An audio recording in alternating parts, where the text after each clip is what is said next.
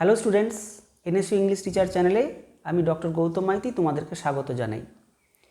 এতক্ষণে থাম্বনেল দেখে তোমরা বুঝেই গিয়েছো এই ভিডিওটির বিষয়বস্তু কী। এই ভিডিওটি ইংলিশ অনার্স স্টুডেন্টস যারা নেতাজি সুভাষ ওপেন ইউনিভার্সিটিতে সেকেন্ড ইয়ারে পড়ছো তাদের জন্যেই।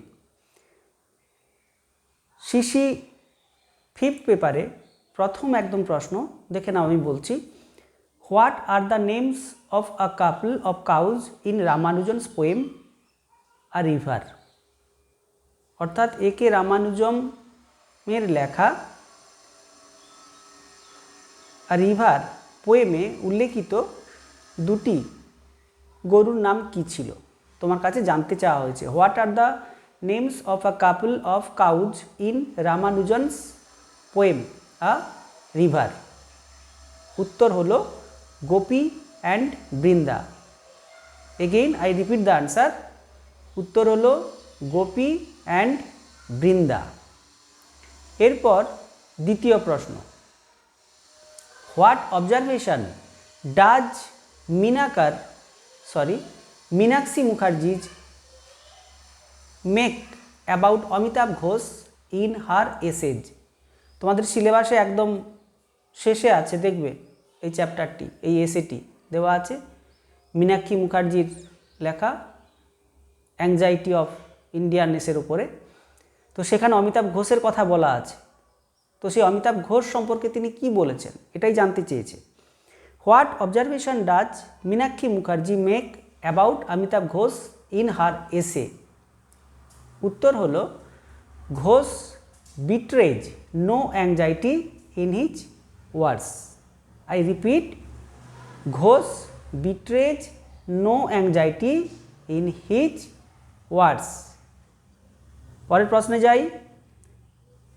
পরের প্রশ্ন number 3, what does Nissim Ezekiel talk about in poet lover bird watcher. তো poet lover and bird watcher তোমাদের নিসিম এইচকেলের লেখা একটি পোয়েম। এর মধ্যে কোন বিষয়ের কথা উল্লেখ করেছেন কবি? কতগুলো অপশান আছে, তার মধ্য থেকে একটি শব্দ তোমাকে বেছে নিতে হবে, একটি বিষয়কে তোমাকে বেছে নিতে হবে। প্রশ্নটি আরেকবার বলছি আমি, লিখে নাও।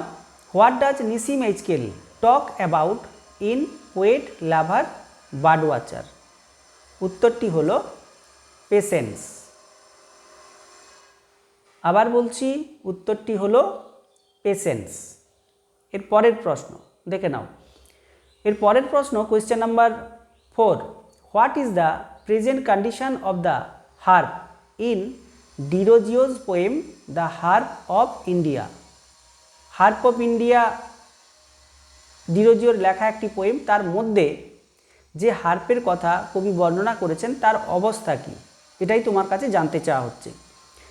What is the present condition of the harp in Derozio's poem the harp of India. উত্তর কি? উত্তর তোমরা অনেকেই জেনে থাকবে, যারা অলরেডি পড়ে নিয়েছো, তবু আমি বলছি, সোজা উত্তর জানো হয়তো অনেকে, তবু আমি বলছি, নেগলেক্টেড মিউট অ্যান্ড ডেসোলেট। কি বললাম? Neglected mute and desolate. পরের প্রশ্নে যাব? ঠিক আছে, দেখে নাও। Question number 5, what are the conjoined twins in Dattani's play Tara. Mahesh দাত্তানির লেখা একটি নাটক তোমাদের সিলেবাসের মধ্যে ইনক্লুডেড আছে, যার নাম হচ্ছে তারা। তো তারাতে উল্লেখিত দুটো চরিত্র, দুটো ভাই বোনের কথা বলা আছে। তারা জন্মের সময় একই সঙ্গে জোড়া ছিল। তো তাদের কথাই জানতে চাওয়া হচ্ছে। প্রশ্নটা হচ্ছে who are the conjoined twins in Dattani's play Tara. উত্তর হলো তারা অ্যান্ড চন্দন। কি বললাম আমি? উত্তর হলো তারা অ্যান্ড চন্দন। নেক্সট প্রশ্নে যাই। Question number 6, which political leader is mentioned in Kamala Das's poem and introduction. Kamala দাসের লেখা একটি পোয়েম অ্যান্ড ইন্ট্রোডাকশান আমাদের সিলেবাসের মধ্যে ইনক্লুডেড আছে, যার বিষয়বস্তু অটোবায়োগ্রাফিক্যাল এলিমেন্টস ওর মধ্যে আমরা পাবো, ফেমিনিস্ট কনসেপশন আমরা পাবো। কবি নির্ভীক কণ্ঠে তিনি তার বক্তব্য রেখেছেন। তো এই রকম একটি পোয়েম থেকে তোমাদের এই প্রশ্নটি করা হয়েছে। কমলা দাস একজন Malayalam poet. Which political leader is mentioned in Kamala Das's poem and introduction. আমার মনে হয় তোমরা এই উত্তরটা পারবে। যদি কেউ পারো উত্তরটি না শুনে পরের প্রশ্নে যাবে আর উত্তরটি বই থেকে করো, একদম টেক্সটে দেখবে প্রথমের দিকে আনসারটি দেওয়া আছে। তবু আমি উত্তরটি বলে রাখছি। উত্তরটি হলো জওহরলাল নেহেরু। উত্তরটি হলো Jawaharlal Nehru. Next question, when was Macaulay's minute on Indian education published. এইটি একটু অন্যরকম প্রশ্ন, কোনো টেক্সচুয়াল এটা কোয়েশ্চেন নয় যে কোনো পোয়েম বা ড্রামা বা কোনো নভেল থেকে দেওয়া হয়েছে, তা কিন্তু নয়। এখানে বলা হয়েছে ম্যাকাউলেস মিনিট ভারতীয় শিক্ষা ব্যবস্থার উপরে লেখা হয়েছিল। তো সেই বইটি কখন পাবলিশড হয়েছিল, সময়টা তোমার কাছে জানতে চাওয়া হচ্ছে, সালটা জানতে চাওয়া হচ্ছে, সময় নয়, সালই বলবো আমরা এখানে। তো সালটি হচ্ছে 1835, year 1835। Next question, who is the narrator in Ruskin Bond's escape from Java. তো তোমাদের সিলেবাসের মধ্যে রাস্কিন বন্ডের লেখা একটি টেক্সট এসকেপ ফ্রম জাভা অন্তর্ভুক্ত। তো সেই জায়গায় আমরা যে বর্ণনা, যে কাহিনী আমরা দেখতে পাবো, সেখানে একজন ন্যারেটর আছে। তো সেই ন্যারেটরের মুখ থেকেই কিন্তু আমরা সকলেই কাহিনী পড়ব বা কাহিনী জানব।